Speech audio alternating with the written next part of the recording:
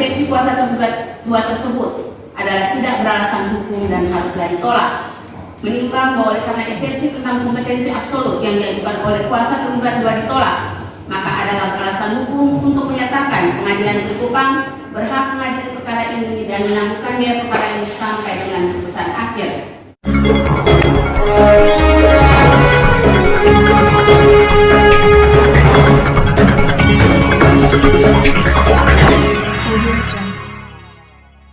Sidang lanjutan gugatan mantan Direktur Utama Bank NTT Ishak Edward Rehe terhadap pemegang saham Bank NTT berlangsung pada 7 Juni 2023 bertempat di Pengadilan Negeri Kupang. Sedangkan agenda sidang kali ini yaitu mendengarkan pembacaan putusan sela dari Majelis Hakim. Selengkapnya, simak liputan kami yang berikut ini. Menimbang bahwa terhadap gugatan penggugat kuasa tergugat 2 telah mengajukan eksepsi kompetensi absolut sebagai berikut.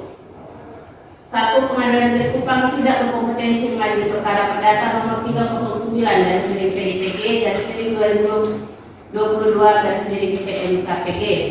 bahwa judul gugatan penggugat tersebut adalah perbuatan melawan hukum namun dalil dalam posisi gugatan tersebut yaitu pada poin 2, 3, 4, 5, 7, 11, 12G, 16, 17, 21, 32, 33, 34, 37, 38, 41, 4, 3, 4, 4, 4, 5, 4, 9 mendalilkan tentang pemberhentian penggugat yang tidak sah dan tidak sesuai prosedur yang juga termuat dalam petitum nomor 4, 5, 6, dan 7 bahwa dari posita dan petitum gugatan-penggugat tersebut cukup menjelaskan bahwa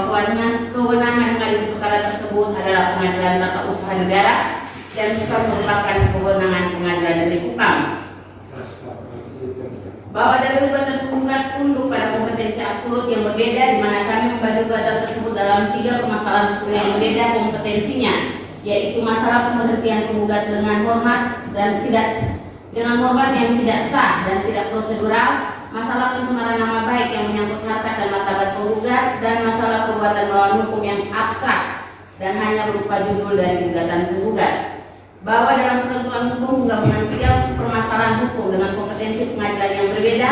maka gugatan tersebut tidak dapat dibenarkan dan oleh karenanya kewenangan mengadili perkara perdata nomor 309 PDTG 2022 PNKPG tersebut adalah wewenang Pengadilan Tata Usaha Negara.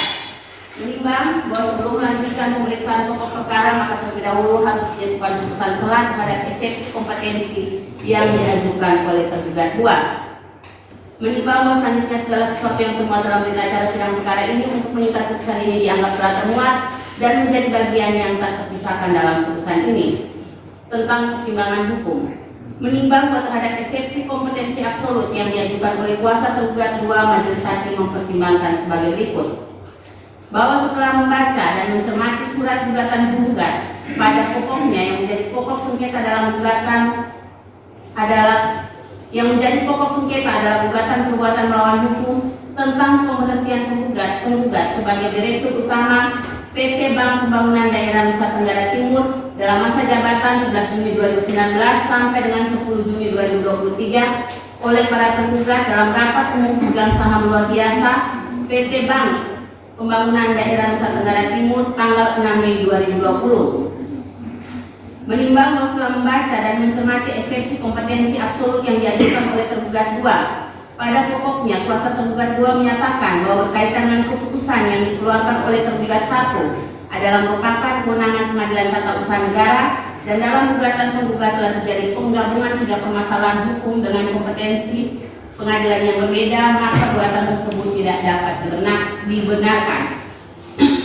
Menimbang bahwa pada pokoknya gugatan penggugat adalah tentang perbuatan melawan hukum tentang pemberhentian penggugat sebagai Direktur Utama PT Bank Pembangunan Daerah Nusa Tenggara Timur, bahwa PT Bank Pembangunan Daerah Nusa Tenggara Timur adalah suatu badan usaha milik daerah yang berbadan hukum dengan bentuk persewaan terbatas. Menimbang bahwa persewaan terbatas adalah suatu badan hukum yang untuk menjalankan usahanya memiliki modal yang terdiri dari saham-saham yang pemiliknya memiliki bagian sebanyak saham yang dimilikinya. Karena modalnya terdiri dari saham-saham yang dapat diperjualbelikan, perubahan kepemilikan perusahaan dapat dilakukan tanpa perlu membubarkan perusahaan. Perseroan terbatas merupakan badan usaha dan besarnya modal perseroan tercantum dalam anggaran dasar. Kekayaan perusahaan terpisah dari kekayaan pribadi perusahaan sehingga memiliki harta kekayaan sendiri sehingga orang dapat memiliki lebih dari satu saham yang menjadi bukti pemilikan perusahaan. Menimbang bahwa berkaitan dengan surat gugatan penggugat dalam perkara ini, semua pihak yang ditarik oleh tergugat adalah para pemegang saham pada PT Bank Pembangunan Daerah Nusa Tenggara Timur, yang mana sebagian besar pemegang sahamnya adalah pemerintah provinsi, pemerintah kabupaten kota yang berada dalam wilayah provinsi Nusa Tenggara Timur. Menimbang bahwa terkait keputusan tergugat 1 sebagaimana dalam petitum angka 5 dan angka 7 haruslah dapat dibedakan apakah keputusan tersebut adalah keputusan sebagai pejabat tata usaha negara atau sebagai representatif dari PT Bank Pembangunan Daerah Nusa Tenggara Timur. Bahwa untuk mengetahui hal itu maka harus dibuktikan di persidangan dan sudah masuk ke dalam pokok perkara. Menimbang oleh karena itu, karena tidak terdapat bukti permulaan yang diajukan oleh kuasa tergugat 2 yang menunjukkan kapasitas tergugat 1 dalam perkara ini, apakah sebagai pejabat tata usaha negara ataukah sebagai representatif dari PT Pembangunan Daerah Nusa Tenggara Timur, maka eksepsi kuasa tergugat 2 tersebut adalah tidak beralasan hukum dan haruslah ditolak. Menimbang bahwa oleh karena eksepsi tentang kompetensi absolut yang diajukan oleh kuasa tergugat 2 ditolak, maka adalah beralasan hukum untuk menyatakan Pengadilan Negeri Kupang berhak mengadili perkara ini dan menangguhkan biaya perkara ini sampai dengan putusan akhir, memperhatikan pasal-pasal dari peraturan perundang-undangan yang bersangkutan.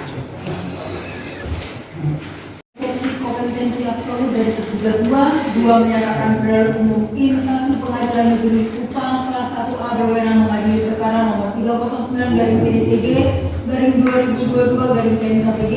3 menangguhkan biaya perkara sampai dengan putusan akhir. Demikian diputuskan dalam rapat bersama Majelis Hakim Pengadilan Negeri Kupang pada hari Rabu tanggal 7 Juni 2023 oleh kami Soren Jekatedin SMH sebagai Wakil Ketua, Ahmad SSDSA MH dan Konsiler Ina L. Palama SH masing-masing sebagai hakim anggota yang dibantu oleh Dian Rahmawati Ismail SH, Panitia Pengganti dan dihadir oleh kuasa penggugat dari kuasa